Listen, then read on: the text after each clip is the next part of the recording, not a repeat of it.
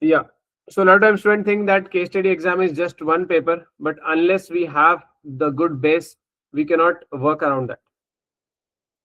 We cannot have any benefit of just doing the case study unless the base is weak.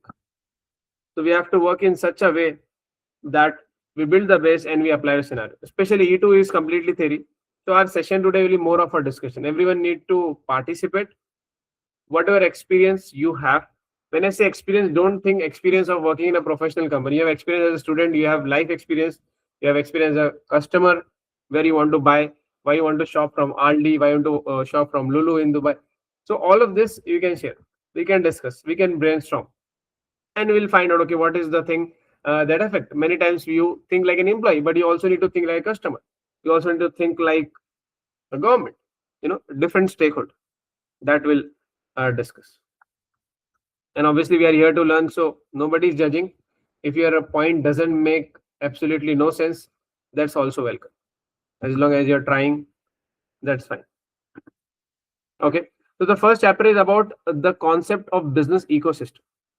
So basically here the business ecosystem means we are looking the external part where we are operating. Let's say we are doing a business in UK, it's a different ecosystem. In Middle East, it's a different ecosystem. If you're doing in some South Asian country, it's a different ecosystem. So to thrive, to survive, just to survive, even if you're not concerned about thriving, though that's the goal, we need to understand the business ecosystem. Can you imagine a business of today will be successful 10 years, 15 years back? Let's say quick commerce. We talk about Uber Eats. Do you think Uber Eats would be successful 10 years back? No. Sorry? I said no because there is no internet things before 15 years back. There is almost no internet. Very few people have access to that. Even if it was there, it would be very costly. Then the smartphone accessibility was not there. Then what else? The trust to buy food online was not there. Awareness. Sorry? I said awareness. Awareness Awareness was, was what else was not there? Others?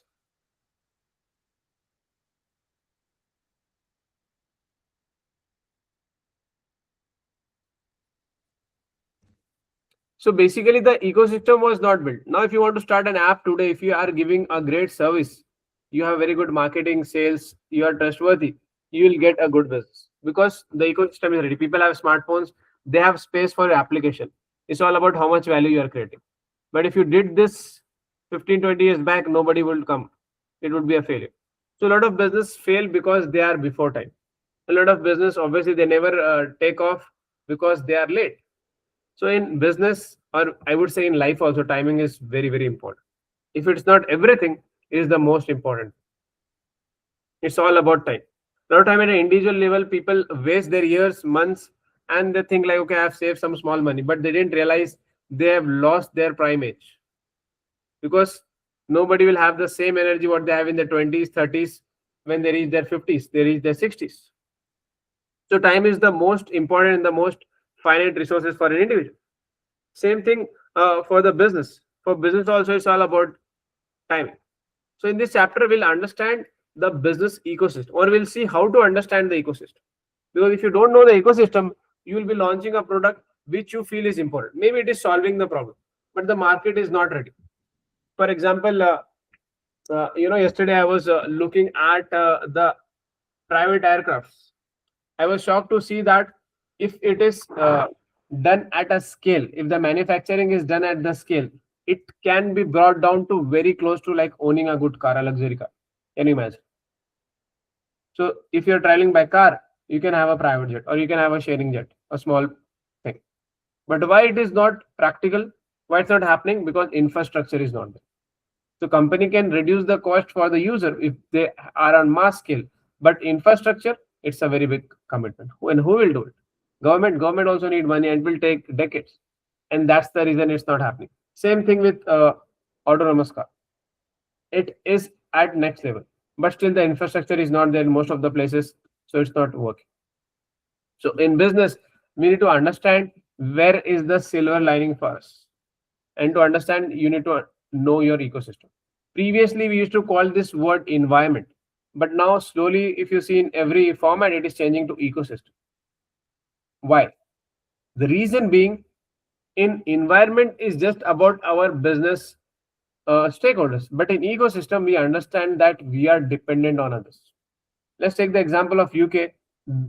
We have lakhs of international students coming there, and just because of a student, there is a very big economy that is connected. It's not just about the fees. A lot of students, they contribute in the accommodation, they contribute for the hotels, and a lot of students, they work part-time and they also contribute for the workforce. Everything is connected and everything is dependent on each other. So that is like an entire ecosystem. So in ecosystem, we understand that, let's say you are manufacturing car, you can make the best car in the world, but imagine there are no suppliers for it. What will you do? Can you make it? No, we can't make it You don't have a because good employees. yeah, right. And You don't have a buyer ready to pay for that. but what about parts, spare part, and many small components? Every component we cannot make, so Yes, we have to source. we have to source. So you need a supplier. Right. So that's the reason we need to understand, do we have suppliers or not. So supplier is a part of ecosystem. So understanding ecosystem is understanding suppliers in this case, understanding customers, understanding technology, understanding infrastructure, understanding the paying capacity of the people. If you make something which is very luxury, but people can't afford it, then that's also a business failure. And certain market, if you see India, India is very cost conscious market. Every first thing question is about the cost. Then second thing, every other part will come. Whereas if you compare to UK, Europe, and US, they don't even have that MRP kind of situation, retail maximum retail price or recommended retail price. It's all on supply and demand. So how you position your business here and in different geography, it will be totally different.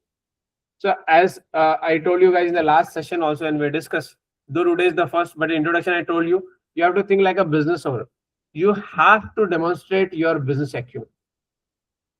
Business acumen is all about knowing the situation, knowing where you stand.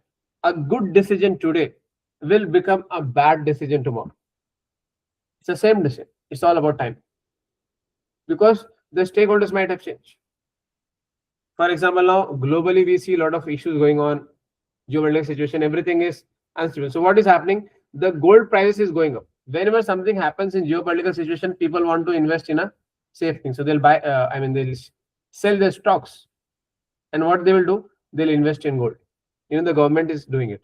So we have seen the price of gold almost double or more than double in last one year, right? So it's all predictable. It's not like, okay, oh, that has happened. A lot of people see this as a news, but if you just focus, it is like a science. If you boil the water, it will evaporate. Simple as that. Make sense? Okay. So basic ecosystem refers to the dynamic network of organizations. Dynamic network, the group plays. It's a team game. Previously, it was thought of business is all about, I'll think about my customer. That's it. I don't care. I will get a supplier, or even if I'm thinking just my supplier. But now business have understood they need to take care of the entire supply chain. Because if the supplier go out of business, doesn't matter how good you are in your work, how many customers you have, you cannot serve them. You are out of business. So things are very, very connected. So dynamic network of organizations, including suppliers, customers, competitors, regulators, and complementers. For example, now websites or some website, those who just compare the price. Let's say you are booking a flight. So which website you want to go? The airline website. Very few people book from there. Where you book your flight? From a place or an intermediary where you can compare the price. Right? Right. Like Go Bibo. Yes, Goiva is there. And so many other platforms. Some websites on insurance in UK, they have named confused.com. Right. So like this, these are the complementers.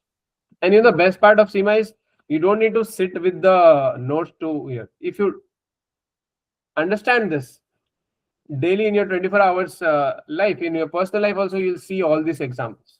If you're using something, okay, WhatsApp using, okay, when WhatsApp is coming up, now you can see that WhatsApp ad is coming in the status. Did you guys notice that?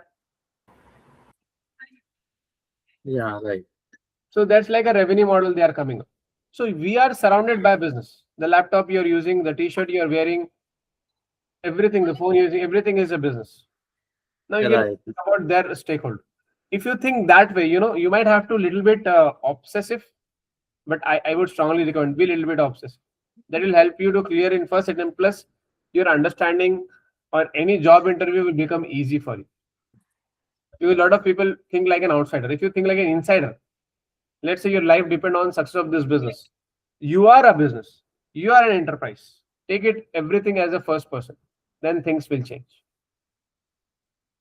If it is for other person, as simple as that, you are saying, they should do that. If I say you should do it, then I might not get that level of thing, but I say I will do it or we will do it, then automatically the brain will give a different answer. Okay. So that interacts and create and deliver value, all these stakeholders. Unlike traditional liner supply chains, ecosystem are adaptive, interdependent. That's a very key word. All the businesses in the world are interdependent. If they think they are not, they might struggle. So a lot of business, what they have done for their success, they have built the supply chain because they know they need a supply.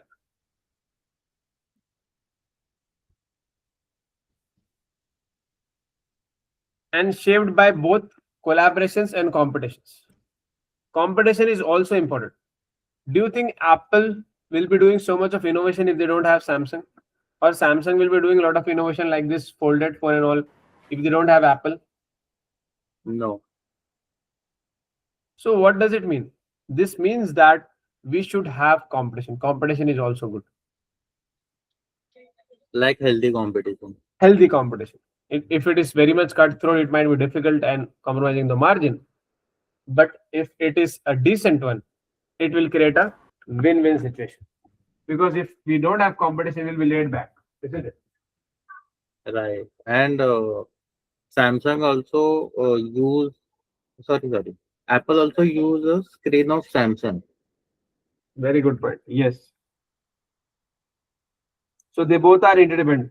Apple is helping Samsung for software, and Samsung is helping Apple with the hardware. They are Right. competing externally, but they know in business there should be no emotion. Who is the best supplier? Just use it. And ultimately, how you sell, that matters. Right. So collaboration and competition. They have a lot of litigation case going on. Everything is going on, but it's so much funny. Economics is so difficult to understand. I was looking at one documentary recently. There was a situation that two countries were going in war, and you won't believe during that war time also, a lot of buying and selling was happening between both of them. And they know this money will be used to buy weapons and it will be against them, but they said, that has to go, otherwise they cannot survive. And this is the biggest irony. Yes, this is irony, but that's the truth. It's difficult to believe that when you hear it first time, but when you see it, close your eyes. Oh, that's how it is happening.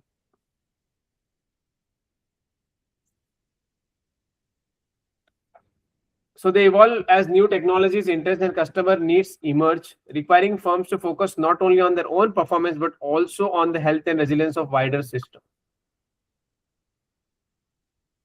Have you guys, now most of you are from India, so I'll give you an example from India. Do you know the company called First Cry? It Yeah, was we know. it was the first company in India which made branded products for the kids section. So when they started, their business model was from online to offline. They first started selling online, then they came to offline. But what happened when they started, they are getting a lot of issues with the logistics because the traditional logistic companies are taking 5 days. Sometimes they promise 5 days and they're delivering in 10 days, and you have zero control on that. So what they realize is they should come up with their own logistic company. And when they start the logistic company for their own case, it was such a major problem in the industry. The logistic company became a unicorn first. I mean, the most profitable business first. Then the first cry came into as a unicorn because now they were solving a real problem. So their competitors who were selling online, they became their customer first. So this is a lot of time business comes up. You want to do something, but while doing you face problem, and this is what everyone is facing. And then they realize and they go into the other categories. And there was a lot of other. There was one soap called Nirma in India. They have diversified. So we feel like sometimes Nokia is still doing good. We feel like if their phones are not there, they're out of business. They are into so many other services. And a lot of people think that Apple is bigger than Samsung. Apple is bigger only in phones or maybe in laptops in these categories. But if you see Samsung is just 1% of electronics. 99% is other business. They are very, very diversified. They are very big group. Apple is nothing in front of them. If you look Samsung as a group. Entire South Korea is Samsung. People call South Korea Samsung. Samsung is South Korea. They are more Right. and powerful than even the president, prime minister, whatever they follow. And BlackBerry are also in nowadays in what called AI businesses. Yes. So a lot of companies they diversify, and we don't hear that name because they are out of B2C category, business to consumer. They have moved to B2B, business to business category. So in B2B, they don't need to invest and spend their money on Instagram and other places to do marketing because they don't know they are not getting business customer from Instagram, right? Right. And have you heard now ChatGPT uh, want to uh, create a marketplace in their own platform through ads? Oh, that's nice. I think they can do a very good business out of that. Eventually, these companies are struggling for the revenue models only Right, right, because now people are making their website code and everything not according to Google SEO but according to ChatGPT. Because now people want to search about ChatGPT about certain businesses because they feel like it gives us smarter answer. Yes, it's do, but again, business knows how to make it a little bit biased in favor of them. right. So by fostering innovation, shared value creation, and market expansion, business ecosystem highlight how strategic success depends on collective productivity and adaptability rather than isolated firm action. This is very, very, very important sentence. If you understood this sentence, you have understood the entire paragraph, or I would say the entire chapter.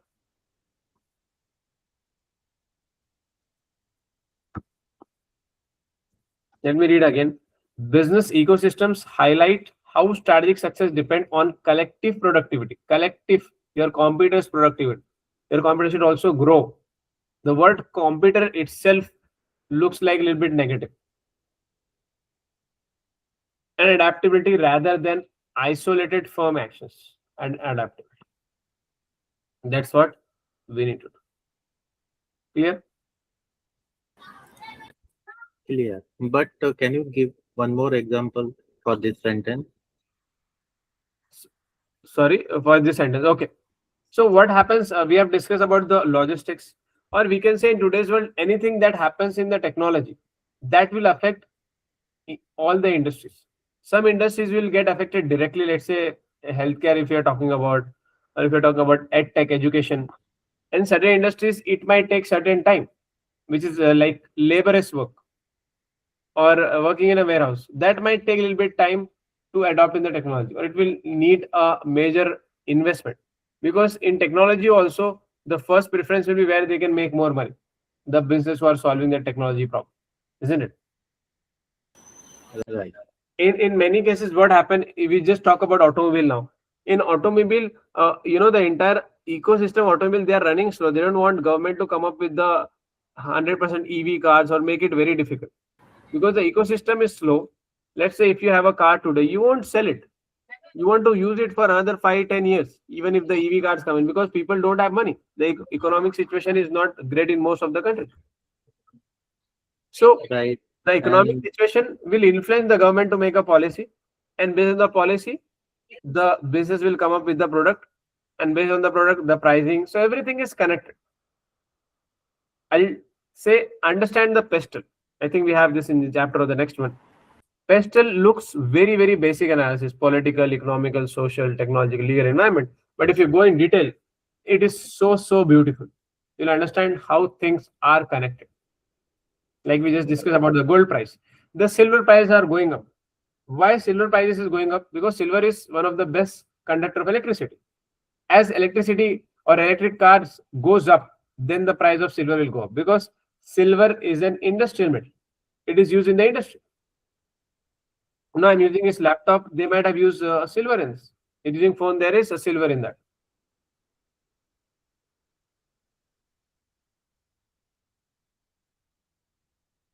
Getting the point? yeah, clear.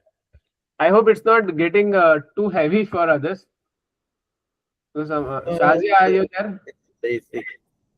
Prasad is only, no? Yes, Misbah. You're following, right? Yeah, yeah. Chandu, Raja, and Arvind. Yes, Mr. Okay, thank you.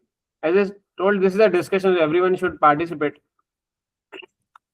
Then now things have moved digitally. So we have a digital ecosystem. A digital ecosystem is a complex network of stakeholders that connects online and interact digitally in ways that create value for all. Every digital ecosystem extends to across multiple industries. Let's say Chat GPT is like a digital ecosystem. It helps the business, it helps an individual. Now, if it is a marketplace, it will help even more stakeholders. If you talk about LinkedIn, if you talk about Facebook, all of that is creating value.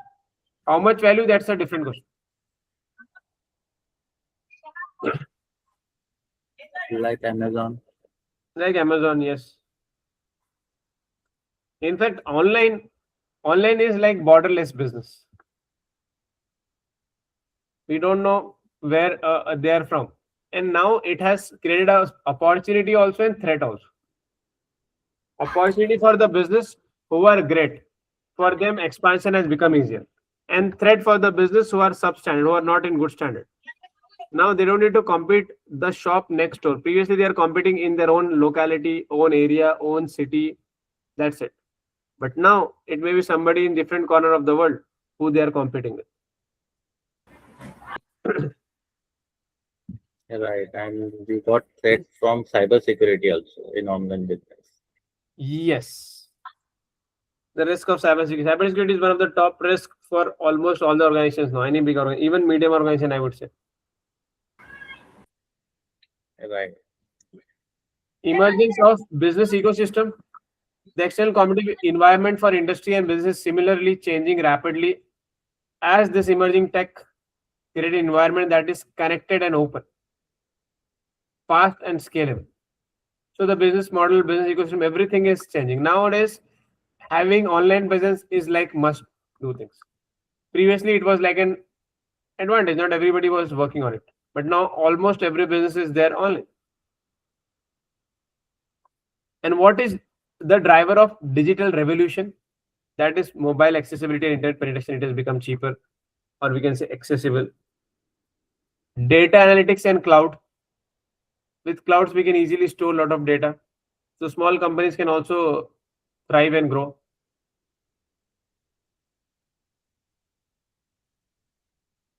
User interface, easier user interface, or we can say more interactive interface. Global accessibility is there for the products. Increasing urbanization. That's interesting. How do you think, a quick question, how do you think increasing urbanization is affecting a business? Or it is creating a new business model?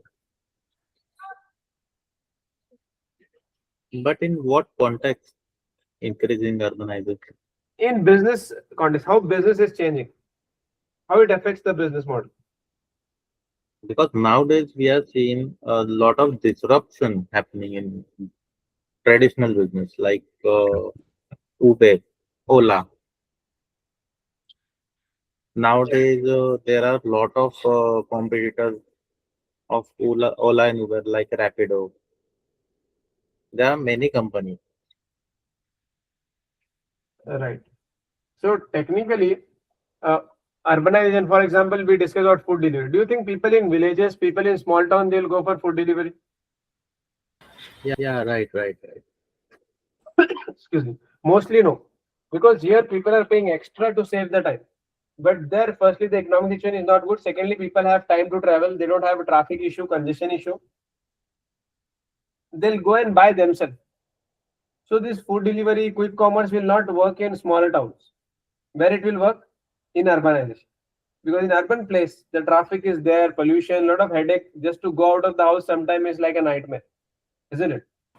So Right. people want things to get delivered at home. So that's how this quick commerce and home delivery business is thriving because of increasing urbanization. More and more people are coming up. So there is more opportunity for this type of business.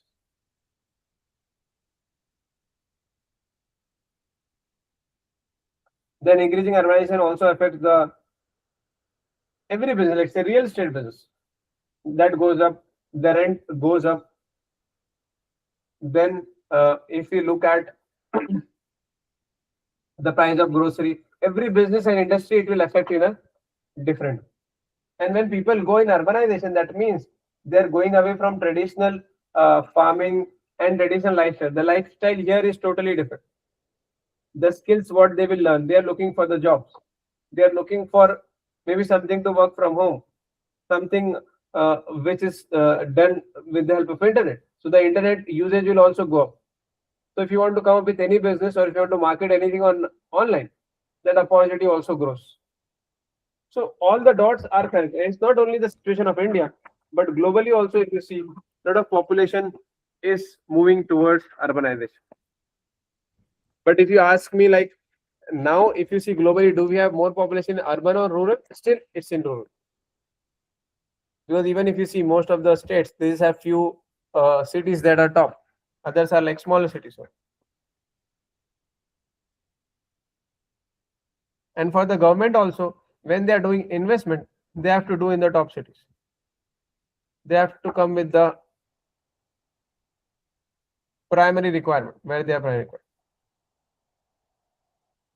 So how we understand the business is about the pestle. Pestle will not go out of fashion. It will always be there. It was there traditionally and it's there because pestle gives you an idea about an external ecosystem. We are not talking about your internal strategy. What is your product? Whether it's a differentiation, luxury products, or you are selling something in niche product. It's all about external. So what is pestle? First, political. Politically, if you see international, these tariff things and everything going on, that's one important topic. Then government come up with the regulation, that's another thing. Then new taxation like VAT, GST, whatever it is.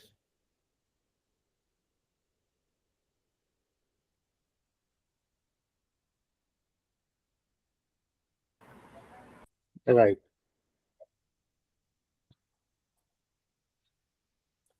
Then economic situation is very important. Based on the economic situation, for example, you must have seen, let's say, Unilever products. We have shampoo sachet. It's like 2 rupees, 5 rupees, 10 rupees there. But if you see outside India, it's not there. Why? In most of the places, let's say in UK, because the economic situation and the people are more cost conscious. So they have come up with this. If you are selling a luxury product and you have to market, where you'll market, whether you'll market in an airport or you'll market on bus station, bus stop. Mostly it will be in the airport. Right? So that is like understand the economic situation. Again, economic situation change with the state, change with the city, and obviously it will change with the country. Because businesses want to sell where the economic situation is higher. Okay, a quick question. A rise in economic situation is good for your business or it can be a bad also? We can say in both. So good and both are bad because when we see our case study, there is a common portion of diversification to another country. So that time inflation rate, exchange rate are very crucial for our business. Right.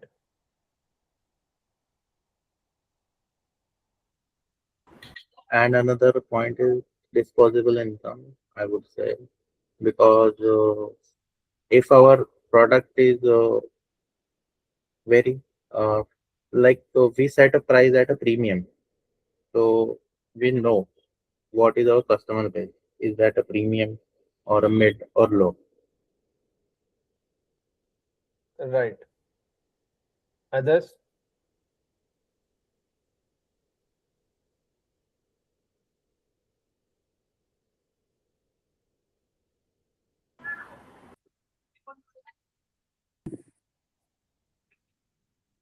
What It do you can think? be both, Ms. Wow. Maybe like if economy, this inflation as Prasad told, like if it's a low end product or a high end product, of course the people will think to buy if there is any situation when there is a mid crisis happening. So it might affect the business if there is a huge shift in economic, situation. It may be in which market or which country it is. Yeah. Okay. And I would add one more point like interest rate. Yeah. What interest rate? In case study, we commonly see a question like when we get how we what say hmm, uh, that famous question in case study. Now I don't recall that question. Okay, no problem. Mr. Rizwan, what do you think? Economic situation or economic boom is how it can be a strength or how it can be a threat for the business? See, economic situation for a business, Yeah, from business it perspective. overall it impact the country economic situation, that how the country is moving, Right, or right, how the geographical area is moving. For example, if we talk about, yes, this is a political instability inside Gulf areas, but it is going to impact the economics also. right, So political and economic things are interrelated in some things. So definitely they are going to impact in positive and negative ways in both ways.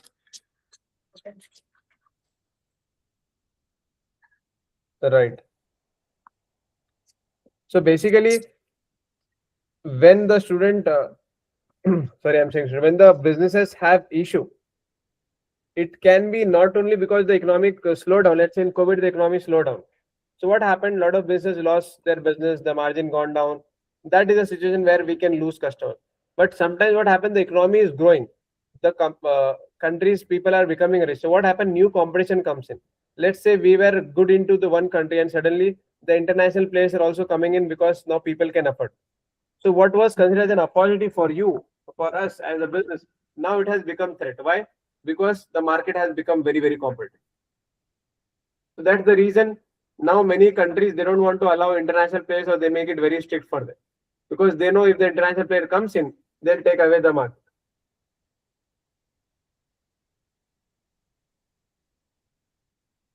The economic situation can be a threat also and opportunity. Usually it can be an opportunity because if the economy is booming, there is more money in the market, then there's a higher chance the sales will occur.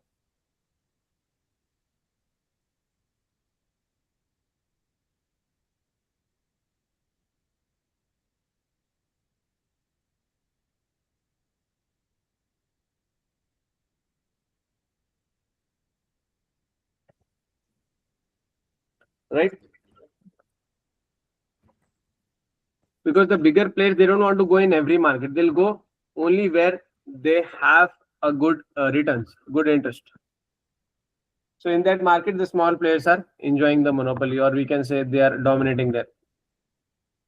So political is done, economic is done. Social influence. Nowadays, social influence is more like a social media influence.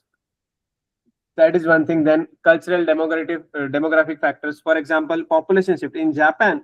Now, what's the average population? It's like 45, 46. But if you see in African countries, it's 19, 20.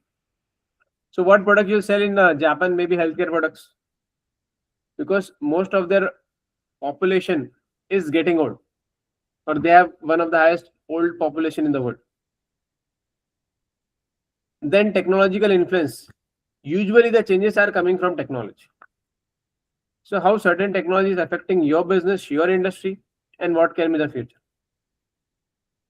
For example, a warehousing business, if you see, it's going up, or logistic business, warehouse is part of that.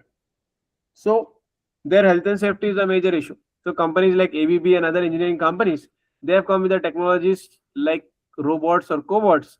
They can work there and they can reduce that health and safety risk. Plus, the employee turnover is very high. A lot of employees resign from the warehouse because the work can be very tiring. That risk can also be managed.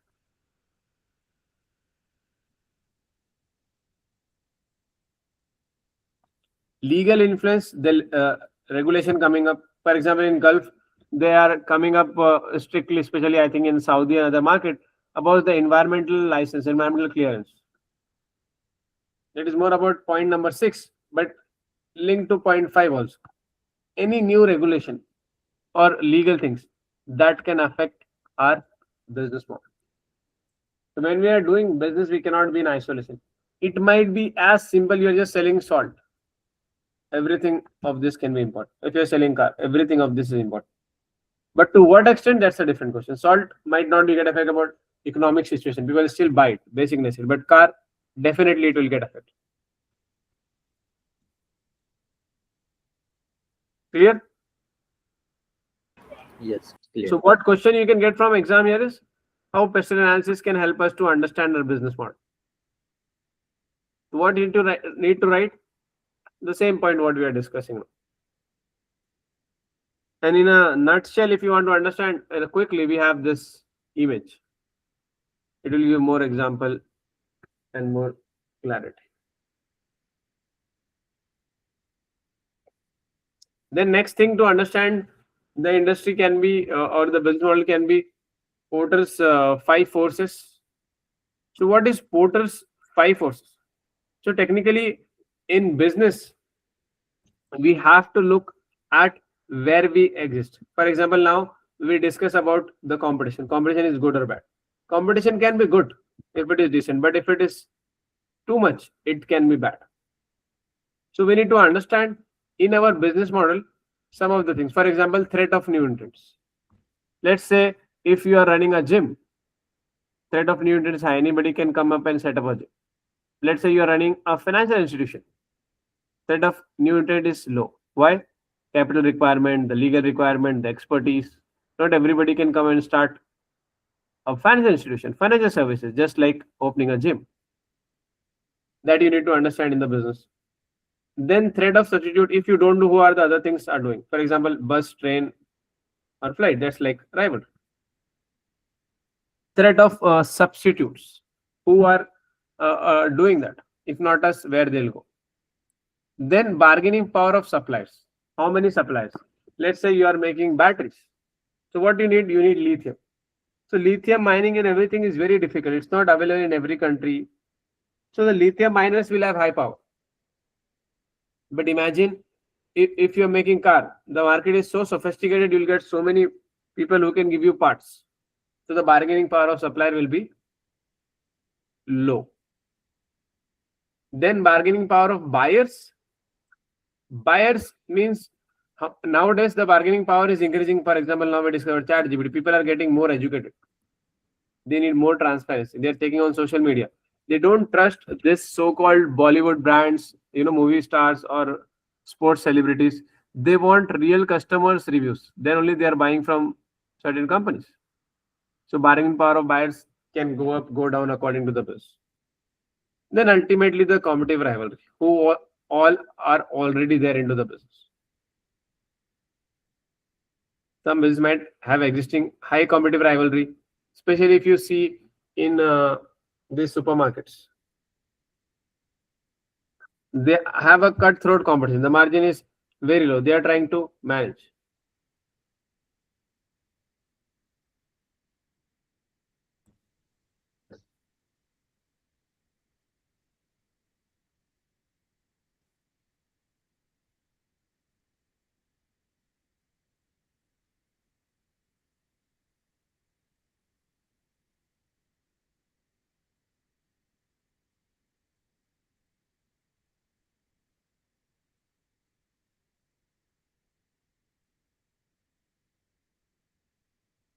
Make sense?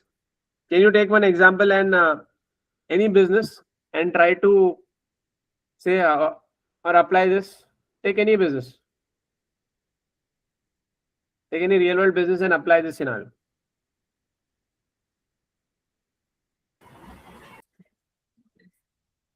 Like airline industry, Airline industry, you said? there are a lot of competitive rivalry happening now these days in airline industry. Okay.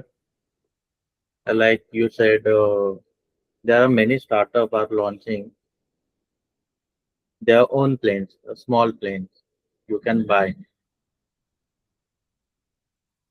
So Then, you are saying they have a high rivalry? right now, No. no, but in future, yes, it can happen. Yeah.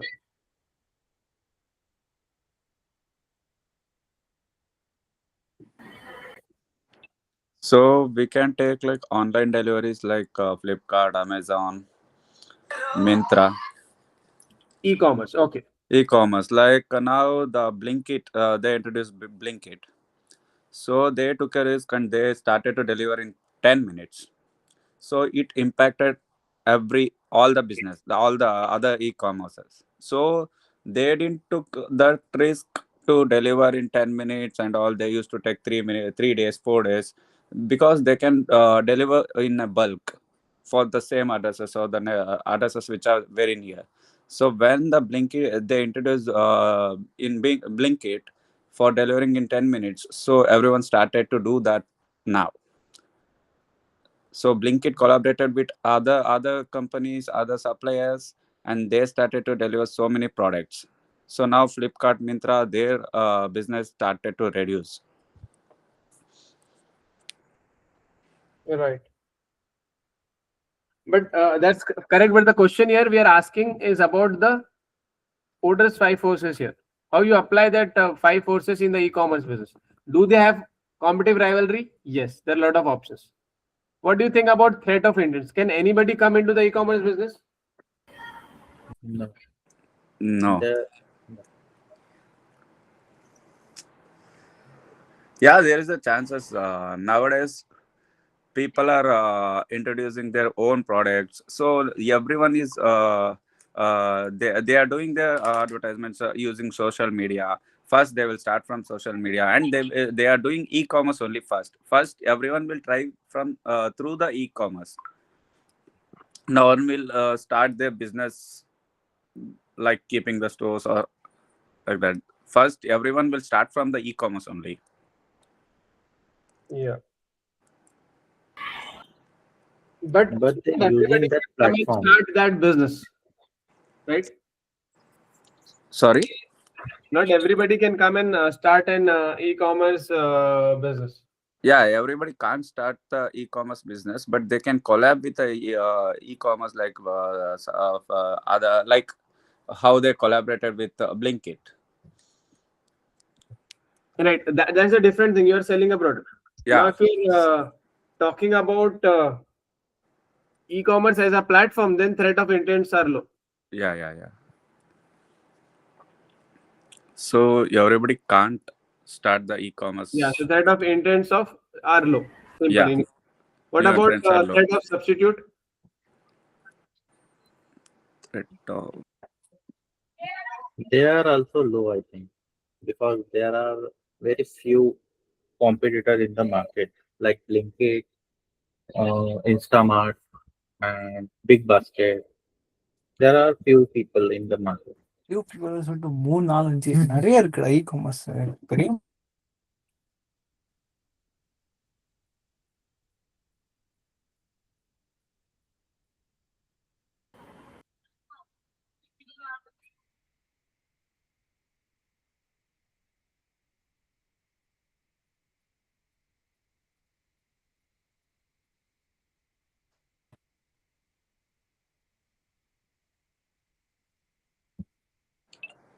So there is a threat of new entrants as well.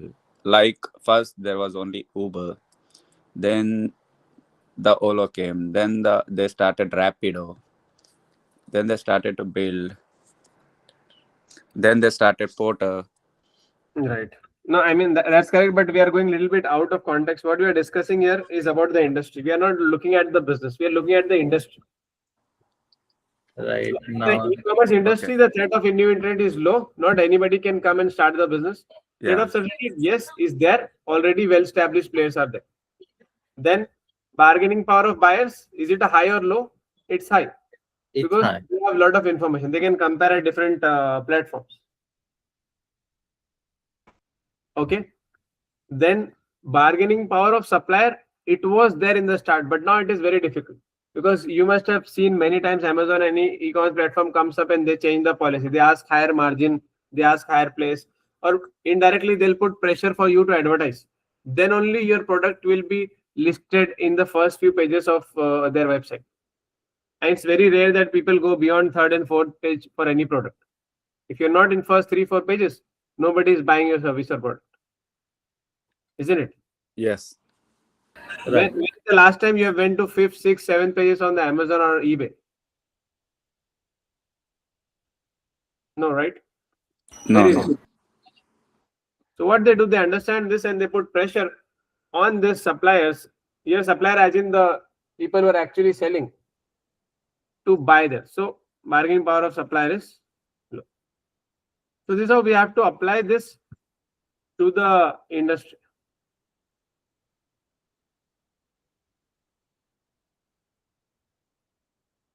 Clear?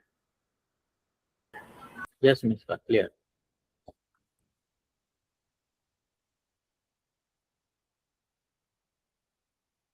Then moving on to the next one.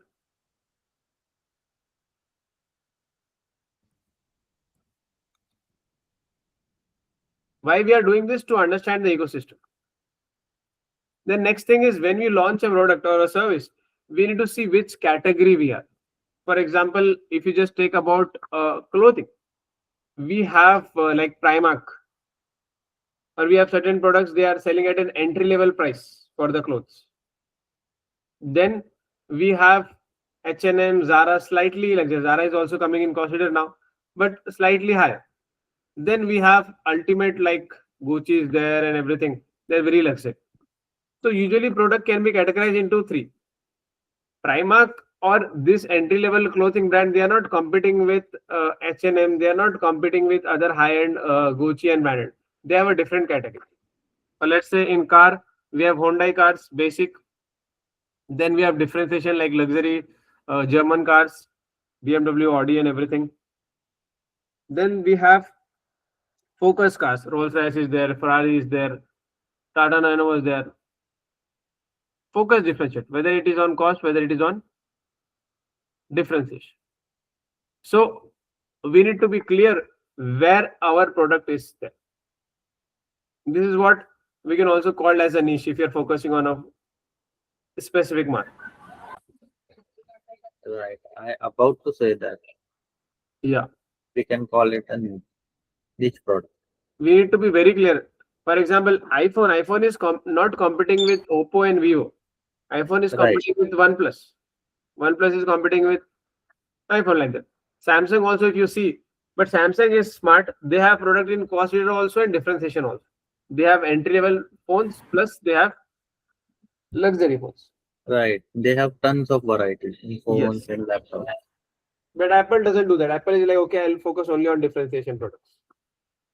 They play on the brand. Right. So this is very important for us in business to know where we are. Some companies, they want to do everything, cost leader, differentiation, focus. What they do, they fail. They get stuck in the middle. They are nowhere.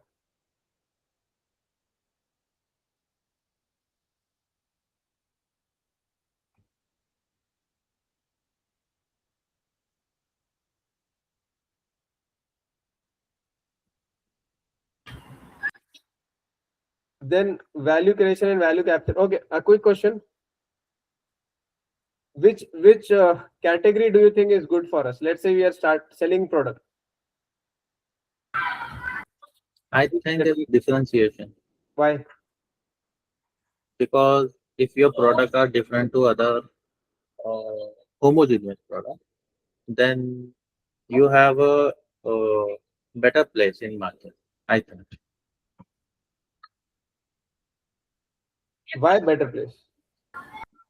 Let's example of Android phone. Let's say in Okay. 25 to 30,000, if you are budgeting 25 to 30,000, so there are a lot of phones on in the market, and if someone said, "Hey, you can buy a Samsung phone in that price of Samsung," you first thought, "Yeah, we can buy a Samsung phone." Am I making sense? Little bit. But the question here is something different. It's about which. I don't think Android is as a differentiator because everyone is doing that within Android. If you are selling a luxury product, if you're selling entry level product, that is what the cost and differentiation is all about. Right.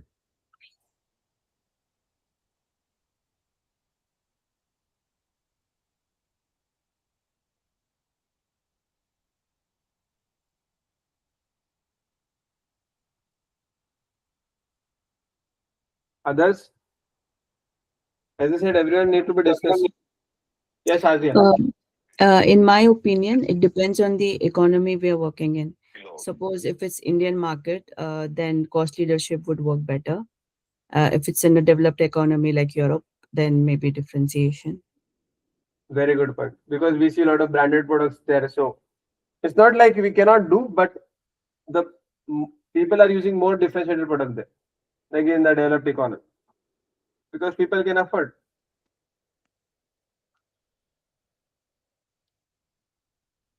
So that's the one thing we can look at the economy where we're operating. What else? What do you think, Rizwan?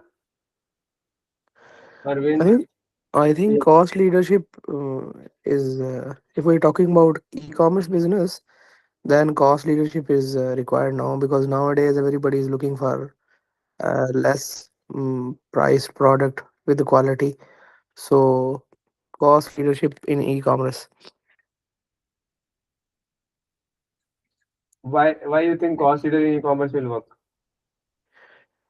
Because see, we have a lot of platforms available for the e-commerce like Amazon is there, and mm, if we talk about so Gulf market, we have known all these markets, Right. and uh, everybody is looking for a cheaper product with the same quality. So if anybody new one is coming into this business, first of all, if new for example new e-commerce store is coming in this business, they have to come up with the cost leadership because already the market is mature. If you want to compare or compete with Amazon and Noon, you have to come up with a cost leadership. Otherwise they will not allow you to enter in the market. Customer is not that much, now customer is educated also, so they will look into the multiple platforms and they will see the credibility of the platform also. If he is getting a product, same product from Amazon or Noon, then why he will come to you with the higher product? So from my perspective, cost leadership for the new entrance into the e-commerce is required, and For the new, definitely, yeah. those who are coming new to the business. Okay, got it.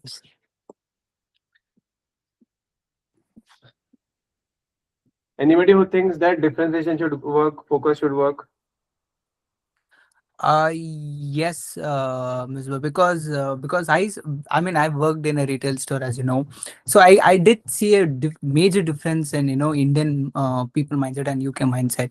So here, where even though if I keep in a reduced way, if it's a low product price, also the people won't even buy, even though if it's newly came with the lowest price, also they won't buy. So here the people are more focused and what they want, even the price is way too high also, they are in a way where they only want what they want even though the price is high or low. So even though if you wanted to try to sell them, it's very difficult to you know to convey them to buy this. So the way the people in India thinks is way more different there. So I see the differentiation matters a lot compared with the with the different countries and the people they they work around there. Yeah. Right. Would So like to give is very important.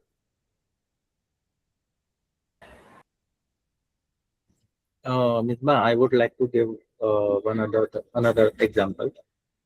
Have you seen Biscoff biscuits in India? If you import that biscuit, the people was very happy to buy. Nowadays, Biscoff are manufacturing their biscuits in India, so people are unhappy to buy that biscuit. Right. So what does it tell us?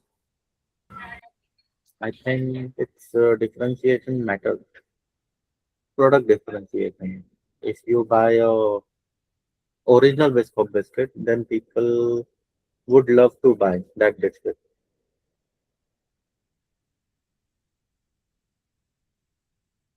Right. So technically, it depends on number of factors like the economy, the culture, the per capita GDP, the government regulation, everything can come up.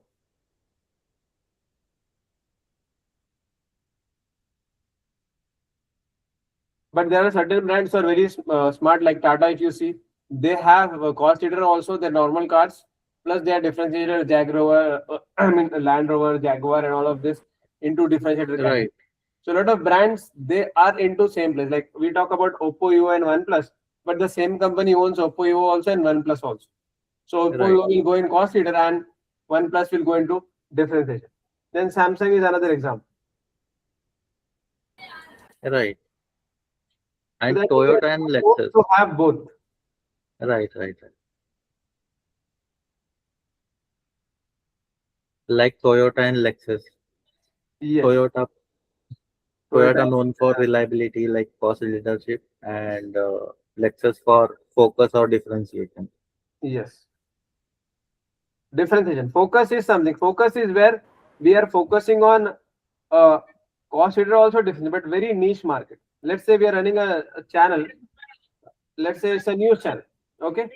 So now in news, it can be any news, political news, business news, industry news, all of that.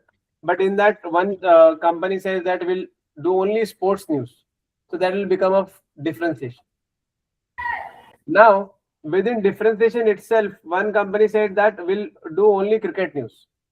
That will become a focus. Niche. That is like a niche. Right, First news, then sports news, then cricket news, or tennis, or just football, or just maybe golf, anything. Many companies, especially the medium business, family business, they are successful because they are focusing only on niche. But for bigger businesses, focusing on niche, they cannot survive. They need a bigger market because niche is a very small area. right. So which one is good? All are good. How to decide? It depends on so many factors. And everything Yeah, as per own me, advantage and disadvantage. Tell me, you're saying something. yeah, as per me, so there is a business strategy. So some companies has used. So they used three of them, like Oppo, Vivo, and OnePlus. These three owned by the same person. These three businesses handled by the brothers only. So they didn't. As I worked for 3 years in the retail field, so as I know, for now, so these three companies handled by the same brothers. Okay, same family. So Yeah. they used business strategy. So they introduced entry level phones in Oppo Vivo. So the mid level phones they introduced in OnePlus, and they introduced higher end. Going forward, when they got good business, they started to use higher ends as well. So they started to compete Samsung through OnePlus. So they didn't compete directly, like they didn't give for 70,000, 80,000 phones. They didn't started to sell that. They started to sell with the same features in 30,000, which the Samsung was offering the people in 50,000, 60,000. They are charging 50, 60,000. They gave same features in 40,000. So the customer got at so many customers got attracted, and they started to believe OnePlus. So the same trust they started to gain in Oppo, Vivo as well. Right, right. So all this strategy, man, there's a lot of companies. For example, if you go buy a chocolate, also we might think, okay, we are choosing different one, but maybe Nestle is owning all these chocolates. Or when we buy a certain shampoo or something to wash, we feel like we have chosen a different brand, but ultimately Unilever is owning all of that. So same company can have 500, 600, 700 brands registered, and they do market it separately. You feel like it's a different company. It's the same company having two soaps, and both are marketed as a competitor. But ultimately, it's the same company who own both the soaps. So there is also a psychology in that. The psychology is, as a business, you have to give option to the customer, because if you just give one option, customer will get bored. Maybe it's the best option, but if you give them alternative, now they are deciding, you are making them feel like a champion, and they'll be happy. Okay, I got 10 options, I've selected one. But the customer doesn't know all these 10 options or these 10 brands are owned by the same company. Or Yeah, maybe they are doing this because they don't want any new competitor to do this. They don't want other to enter into the business. yes, if you have just one product, people want options. So somebody else will come it and you'll lose the position. In many countries, there are certain brands like 4 to 5. They have like a quadruple or they are owning it completely.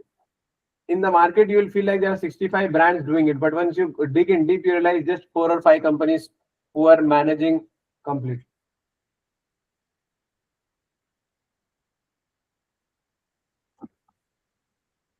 So it's about value creation, value capturing in a business ecosystem. Direct value capture, indirect value. Direct is like obviously what we are doing to the people. Indirect value capture is how we are helping them.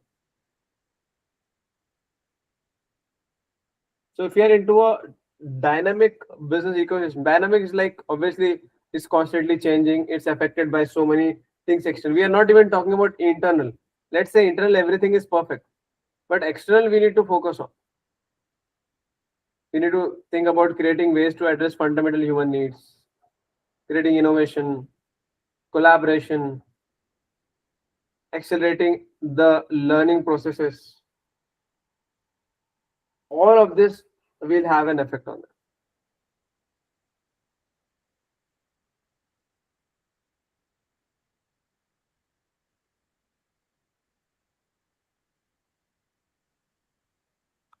Strategies to capture value.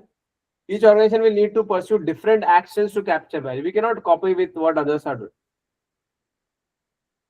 Key drivers of these difference are firstly the level of complexity in the activities undertaken. Secondly, the extent and formality of the orchestration in the around ecosystem. Basically, every player will in the ecosystem will do a different thing.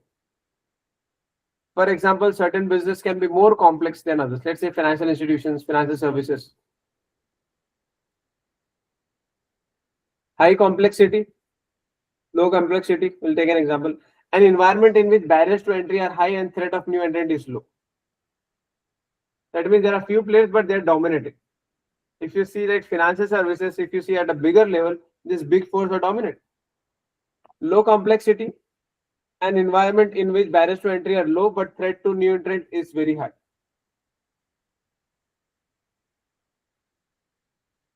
So obviously, when the barrier comes down, there are a lot of new players are coming, like opening a restaurant, opening a gym. Usually, anything that doesn't require a lot of money, a lot of expertise, a lot of knowledge, a lot of legal clearance.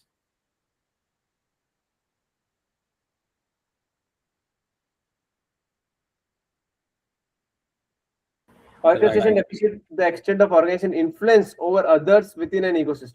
Not everybody in the supply chain is same power. Sorry, somebody saying something. Yeah, Prasad. No, no. I was clearing that. Right, you are right. Let's say if you talk about automobile, the power is mostly with the brands. If you talk about this Toyota or BMW, Audi, they have the higher power than the companies who are manufacturing tire, then the companies who are manufacturing seat, then the individual supplier, isn't it? If you talk about batteries, it is the mining. So sometimes the power is with the start of the supply chain, sometimes it is in the end of the supply chain, sometimes it is just in the distribution. In FMCG, the distribution is very important, the logistics.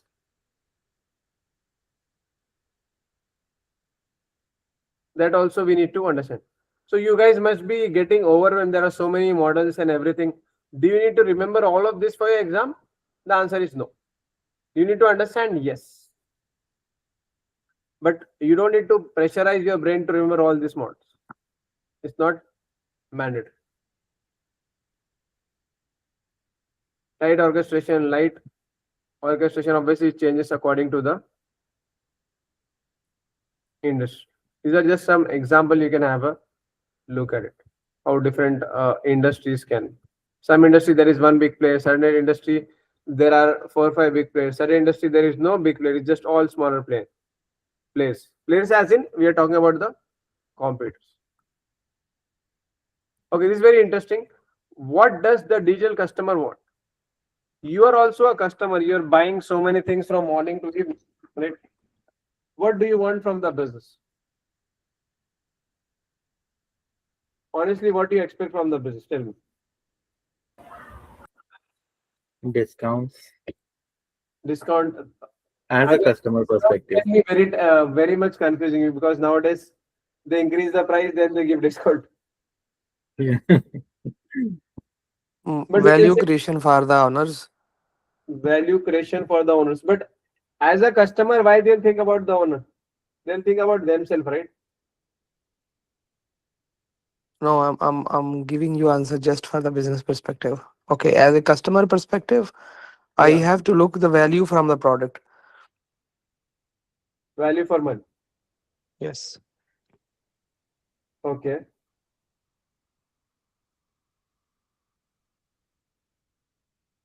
What else? Just the value for money. Money is the only thing to decide. Don't you want that other person to be trustworthy? Yeah, like feedback of that product, customer rating, Reviews. review. Reviews are very important.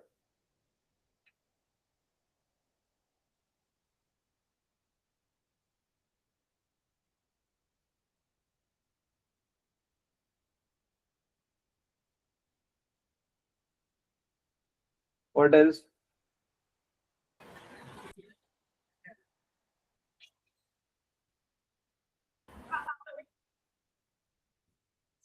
In some product, we see a return policy also.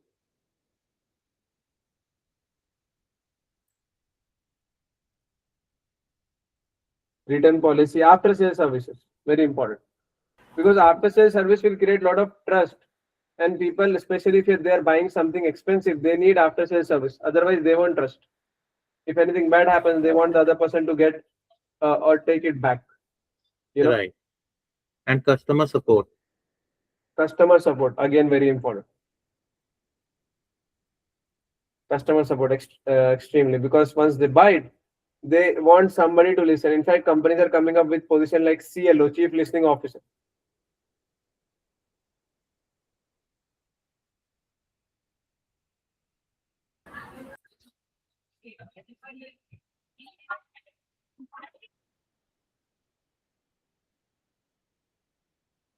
What else? We need a good experience, seamless experience. It's very difficult nowadays to retain that somebody just for the brands because customer loyalty is reducing or it has reduced.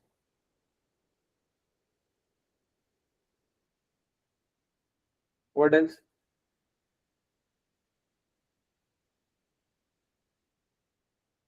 You want new designs, you need better services. Right. New but simple Simple design. Simple, easy to understand. Right. Like Apple, if you see, they are very simple but effective in their packaging.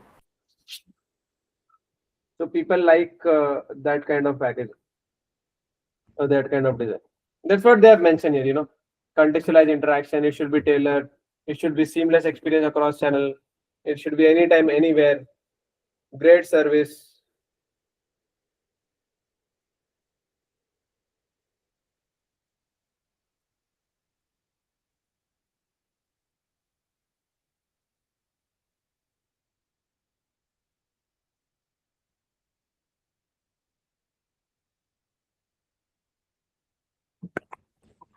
So this point you don't need to remember. It's about understanding. They want transparency before they commit to purchase. So that's all from the first chapter. So what we understood here is the ecosystem. So when we are running a business as a business manager, mostly they say manager, but I would say think as a leader. You cannot think about your business alone. You need to know the ecosystem and what ecosystem you are operating in. So every brand, let's say Unilever Limited, they'll have a different strategy in different countries, different ads. Okay. Yes. Ispa, I have a question in this chapter.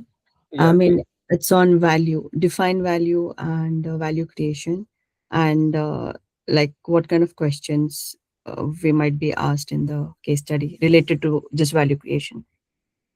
So usually in the pre-scene, they will give you about our values, like how we define in creating value in our business model.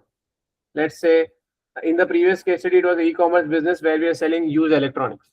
So there we define value creation by we are creating value for the supplier, we are getting extended life for the products, and for the customer, we are delivering value by giving them discount up to 50% less price than they buy to the new one with the same utility. That's how we define value. So the way you define value, you have to deliver the same thing.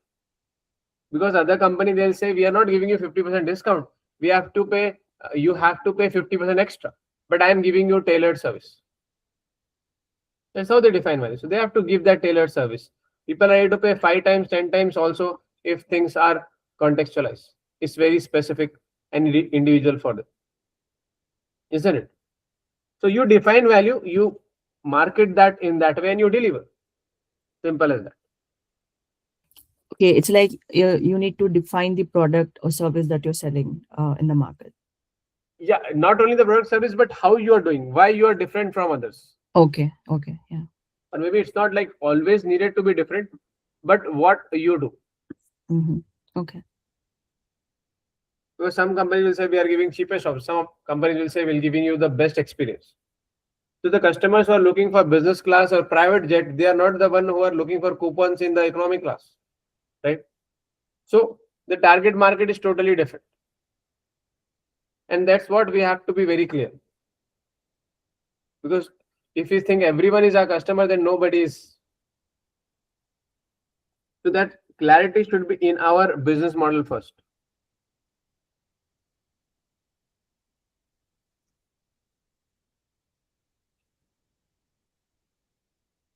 Okay, moving on to the next one. It is just an extension of that. Approaches to business model. Now we are coming a little bit internal factors of a business. Alternative approaches to business model emphasize flexibility, innovation, and responsiveness to changing environments. You know what's the most important here? Is the change. The most difficult thing for any business is about change, because we have set up everything, we have a certain way of doing things, and now suddenly you are asking to change everything. It's very difficult. Even if you see individually as a person, it's very difficult to change. A lot of people get used to sleeping in the same pillow, same bed, and they eat at a certain place, certain time. Our brain likes habit. An organization is also run by the human beings, right? So change is very important. In fact, if I tell you a real scenario, recently I was watching an interview of a CEO from a company called 7-Eleven. You know 7-Eleven? It's a very big retail store. They are in US, they are in Japan, They are in India also recently, Middle East also they are there. More than 40 Yeah, right. branches. So, yes. So that guy was saying the reason I became CEO is everyone in my organization was hating change, and I was always yes for a change. And I got promoted, I became CEO. Can you imagine? Yes. And that's 100% true. Because change is uncomfortable. And if you want to thrive, even sustain sometime, you have to welcome change. And change can always be uncomfortable. For example, now you guys, you are working, some of you are full-time student now looking for a full-time job. And it is a change for you to do a new qualification and in the middle of your busy schedule. It will be uncomfortable. But it's definitely worth the investment.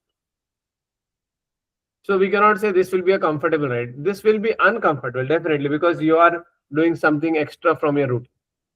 That's a change.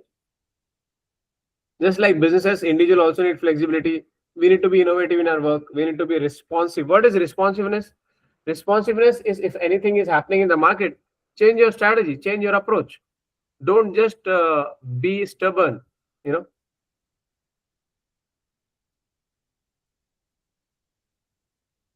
So changing environments, moving beyond traditional models that focus solely on defining, creating, delivering, and capturing value.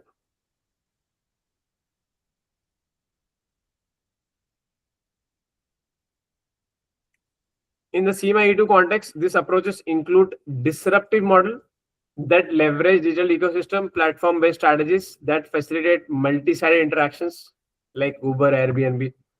Uber doesn't own anything, Airbnb doesn't own anything, but still they are a very big business. So like these things are coming. In fact, nowadays we have a previous case study for management case, MCS about franchising. So in that, what we realized was very interesting. Nowadays, if you see luxury hotels, they used to own a lot of hotels, but now the luxury hotels they are partnered with real estate players. So now the brand is owned by the company. Let's say Hyatt, they are owning the brand, but the property is owned by the real estate owners. And what they do, they get royalty on the sale. If they get 1 million sale, they'll get 100,000 out of 10%. And that is more profitable. Uber, they don't want to own car. Airbnb, they don't own any property. They are just the platform. They are the one who have just created the trust for them. So like these business models are also coming up and they are quite successful.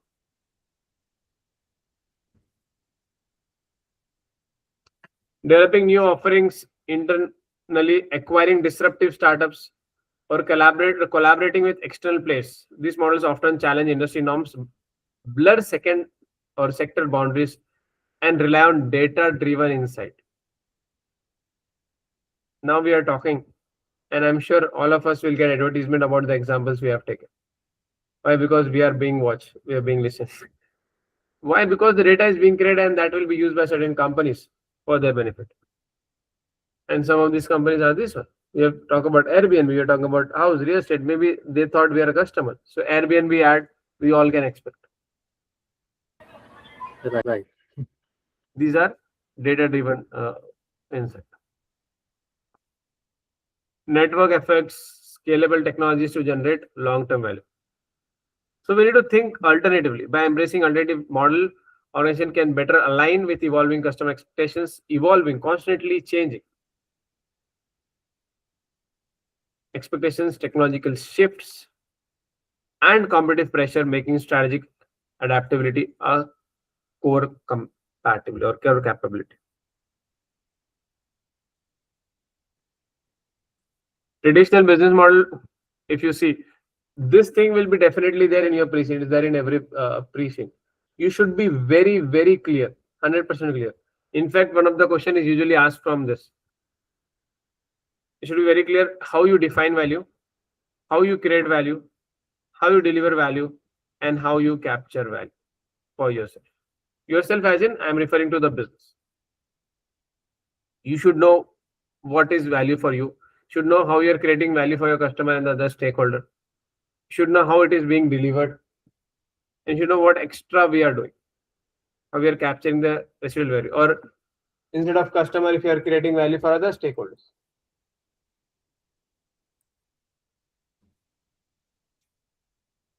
So previously the traditional model was just about profitability, thinking only about the customers. But now modern business model is we have to think about all the stakeholders. Because if you just have customer, you don't have product. If you don't have outstanding product or service, we are out of it.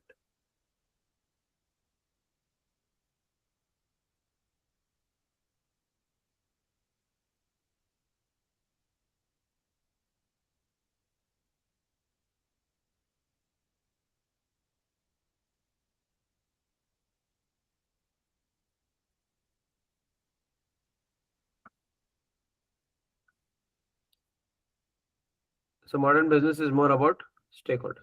So what you guys have to do is make a list of stakeholders.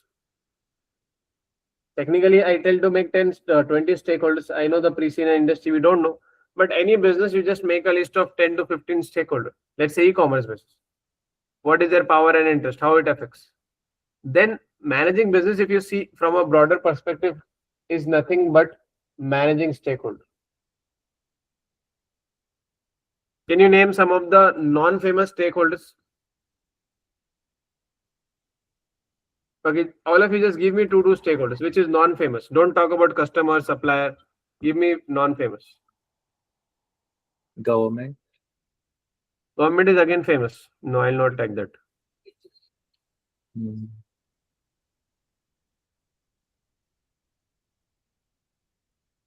Or I would not say non-famous. They are famous, but usually they are not on the list because our mindset is very much like we are thinking in the box. Maybe famous, but not on the list usually. Okay, let me give an example. Influencers. Social media influencers have become very, very important. They have made small companies to become very big and eventually have a successful listing, IPO. They have influenced sales, and now companies have so many micro influencers.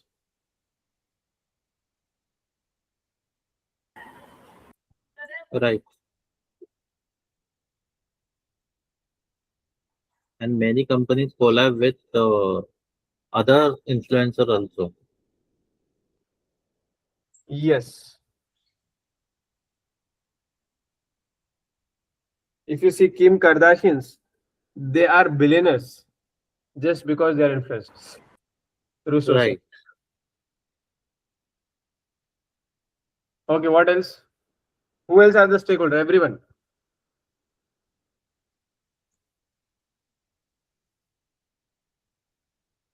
Razia, Rizwan, Raja, Arvind, Nandu. Advertisement agencies. Very good. So we have a company called Denso. They're listed in London. Basically a Japanese company. They are very good in. Why I'm saying the company name because they do hire a lot of CIMA people. So if you want, you can go to their website and check if they have openings.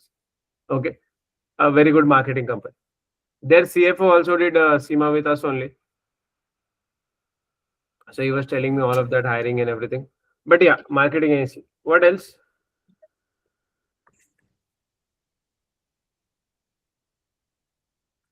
Social media platforms can be stakeholders. Social media platform.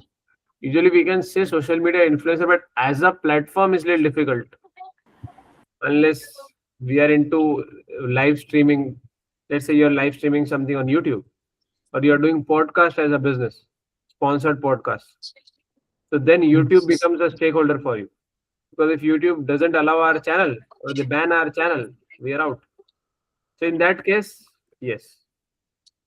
Yeah, because mostly nowadays, if we talk about the healthcare industry, doctors and these specifically the dentists and the dermatologists, they sit live on Instagram to catch the audience.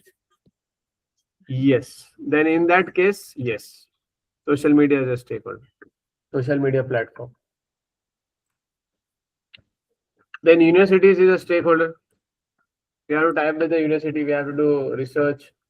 We don't need to invest so much in infrastructure. They already have the infrastructure. They sponsor a little bit. Plus, they might have a PhD students. So we can hire interns, then eventually a full-time job.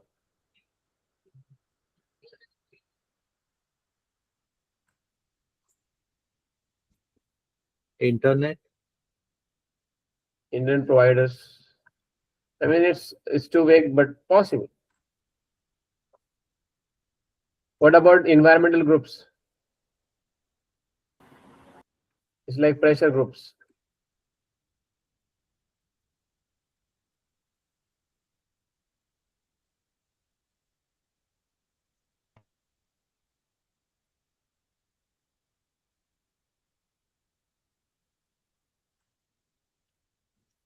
Society in general, where you're operating, your local, especially people who are staying in 5 mile radius, 15 mile radius, depending on your business size.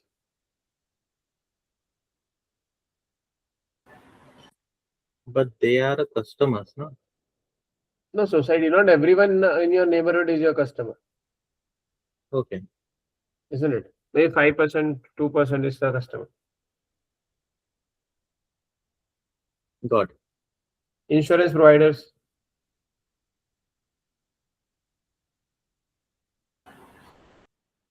obviously bank is very famous, but insurance providers not that. So like this, stakeholders also we need to consider. And once we consider, we have to prioritize rank stakeholder and customers usually given highest priority. Like Mendelow's matrix. Yes, we'll come to that matrix. So every stakeholder doesn't need same level of interest. If something a notice come from a government and a supplier, obviously you have to prioritize government. AI and our technology partners will come into the same or separate? They are also stakeholders. Yes, we can put them separate. So we have suppliers, but this AI and technology partners we can say as a vendors. If you have outsourced cybersecurity, internal audits, outsourced service, they're also stakeholders.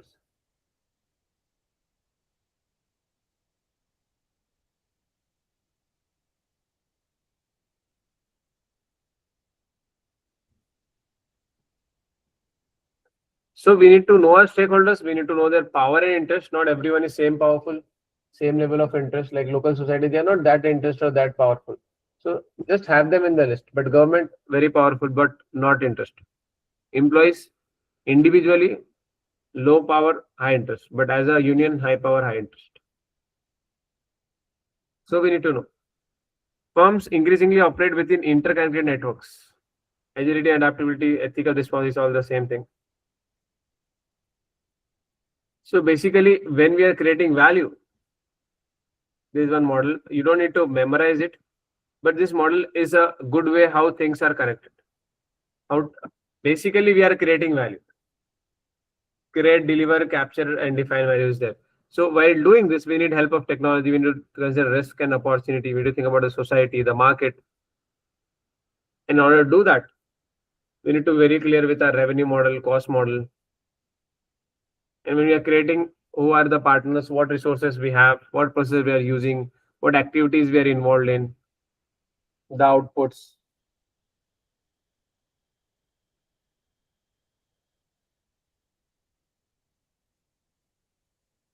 Identify stakeholder, prioritize needs of stakeholders, formulate a value proposition, segment and channels. Everything is a part of that.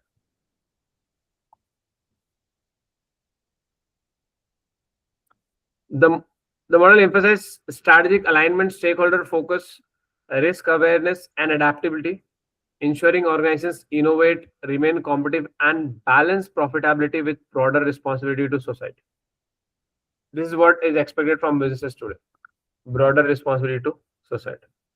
In essence, it provides holistic framework for sustainable performance and resilience beyond short-term financial gains.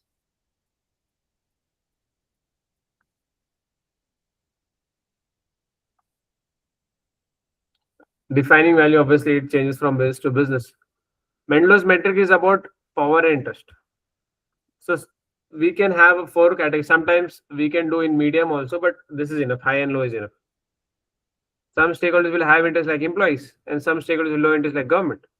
Certain stakeholders will have high power like government, but they'll have low power. Certain will have low power like society or individual employee, individual shareholder. We don't want anybody to get high power and high interest, or we can say very few people to be in high interest and high power.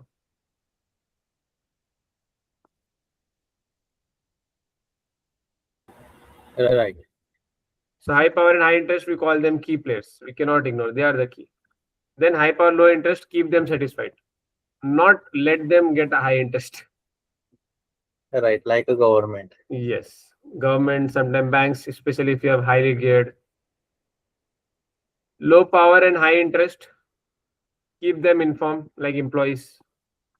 Usually as a business owner, you don't want union, because if union comes, these people get high power. Without union, low power. Low power, low interest, minimum effort, like society and maybe occasional suppliers. Basically, somebody has interest in us, somebody has benefit with us, they'll show interest. Simple as that. Right? Yes. Clear. Then how we create value, we have to show how we are creating value. This include for supplier, employees. Previously we used to think creating value is only for our customers. But if you don't create for your suppliers, it's very difficult. For example, if you see in restaurant business, many times if you don't have good suppliers who is supplying you good vegetables, meat, or anything, whatever your produces, whichever cuisine you are doing, then our cuisine will also struggle and will not meet the standard. So you have to support them to grow. Because usually it's the smaller players or medium players who can give a better services than the bigger ones. Or they might not give you the fresh food. Or nowadays restaurant business is going into their own farming. What is that called? Vertical farming. Vertical. Yes. Vertical farm. Vertical farming, hydro farming. Yes. Very good, Prasad.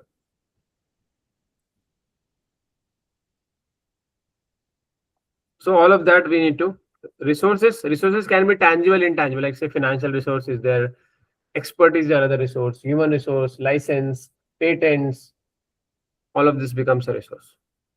So E2 is very logical. You might be thinking that today's session we are just doing discussion, or are we studying? So actually we are studying. Process, design, develop, deploy process, what we have, activities, these are all our business model outputs. Once we have the pre-scene, we'll come back to this and apply to the scenario, creating and delivering value. But in short, in simple words, you should understand we have to create value for everyone in the ecosystem. I mean, you don't need to try hard to create for everyone, but in order to grow and survive, you should be beneficial for the ecosystem, your ecosystem.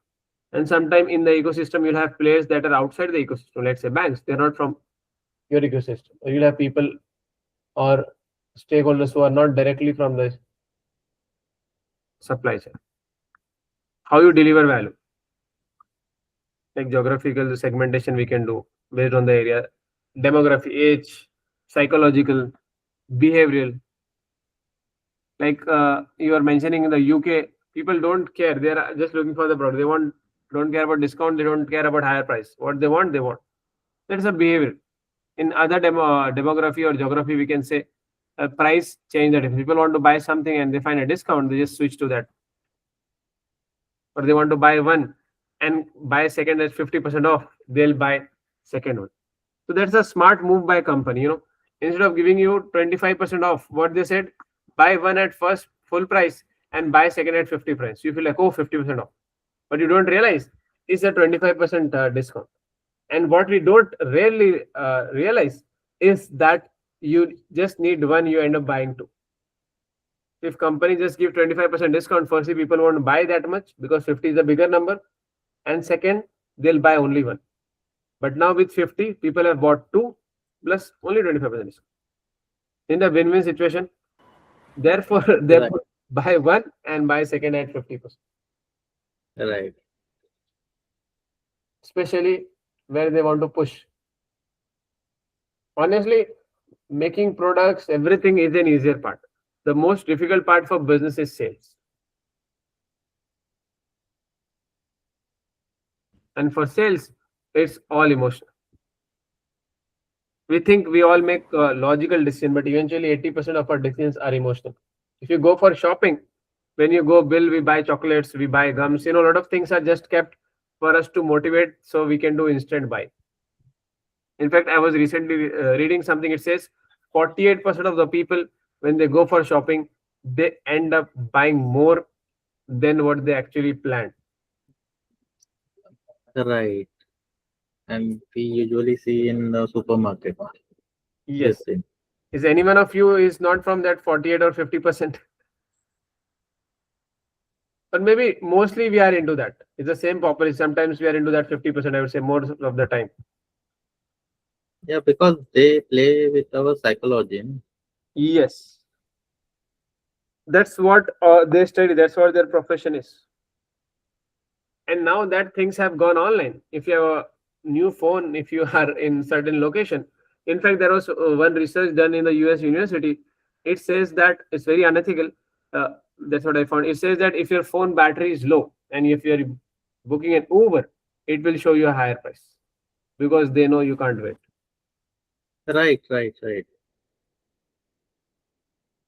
The It's battery, not in US, it's happening in India also. now yeah, obviously it's happening in other places also, they're copying. But a university in US, they did the research in that. That's what I was saying. It was like a project.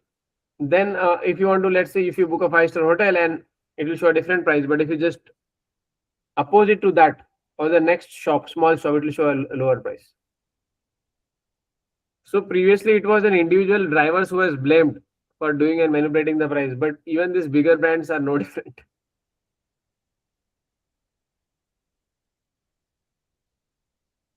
But they have their stakeholders, they have their profitability goals, and they want to achieve that.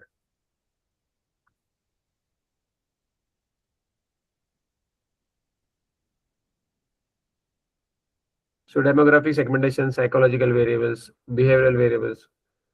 Value-based segmentation looks at groups of customers in terms of revenue they generate and the cost of establishing and maintaining relations.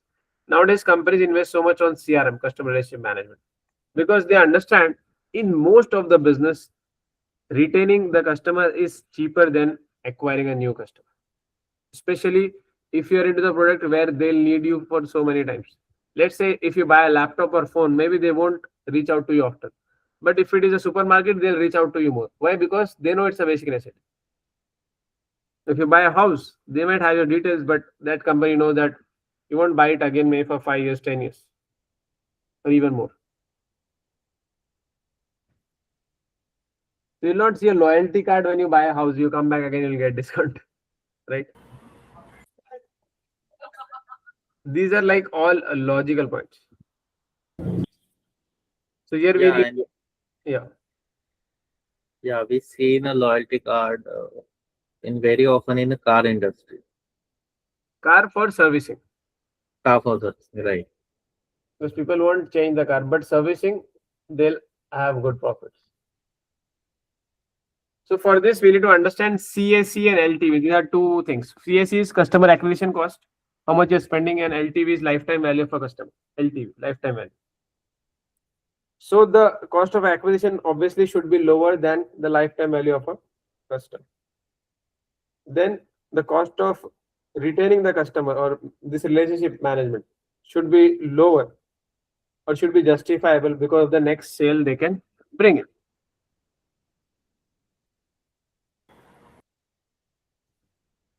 I would like to give an example of Mercedes.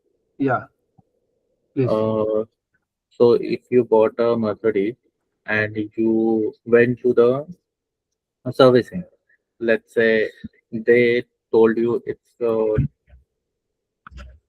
take around 2 days, so they give you a higher model of yours. So you can't switch to BMW or Audi. That's a strategy of Mercedes.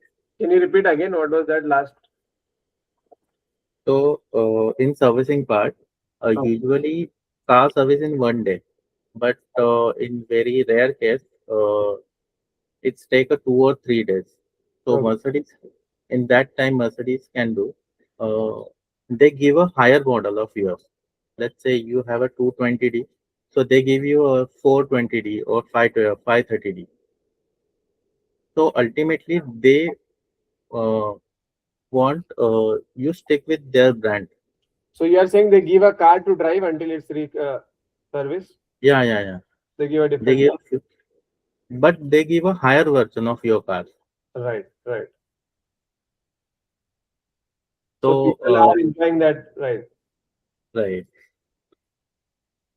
Plus, they might get tempted and eventually they'll shift to a new car right, because everybody think they deserve better. They're into the mindset yeah, I deserve better. right. That's a good example. Thank you. So that's all about this stakeholder attributed example. So you can look at these pictures; it will give you more idea.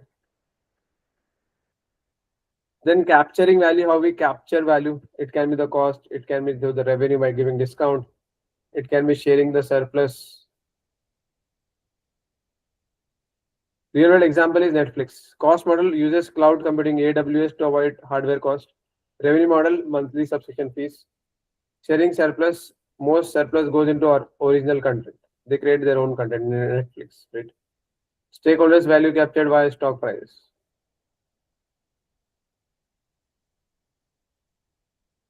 We haven't truly captured value until you have paid your bills, rewarded your team, and set aside enough money to keep the business running tomorrow.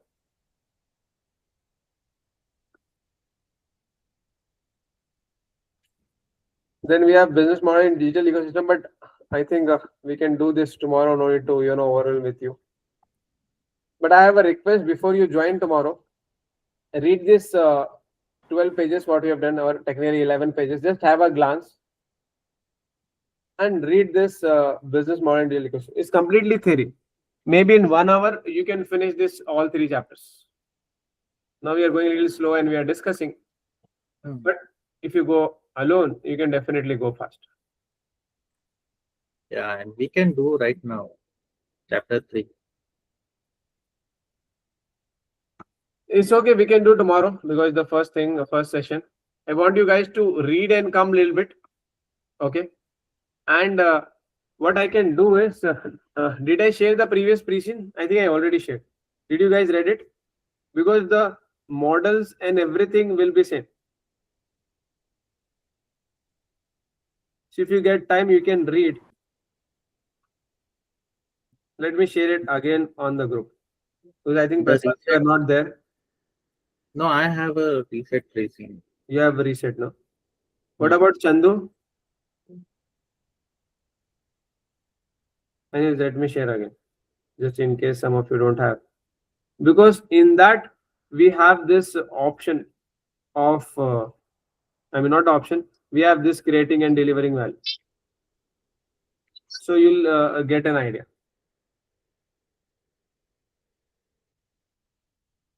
And another thing is, obviously we have time, but I want you guys to come up with our own notes and materials. This will be done when the pre-scene is out. But some stakeholders, basic risk, you can start working on it.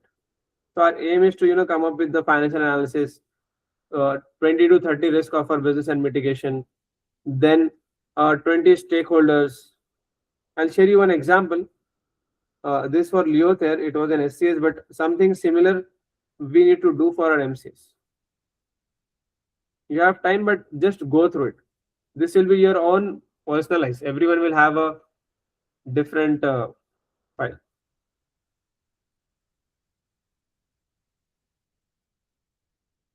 Let me type example for analysis. We completed for the upcoming piece.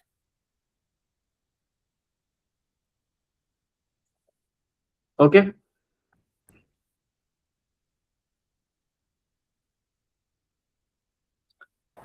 Any questions?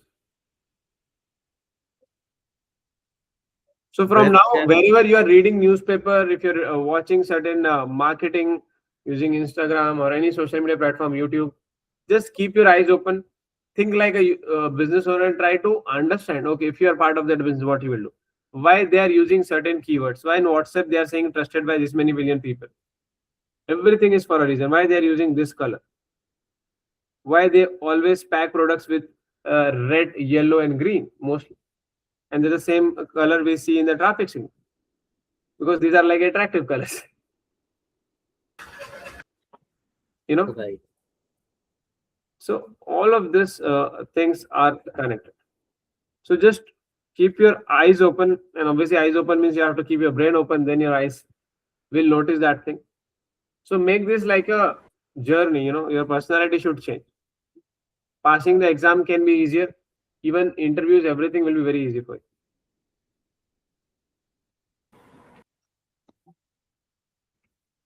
Okay, so we'll connect tomorrow again on the same time.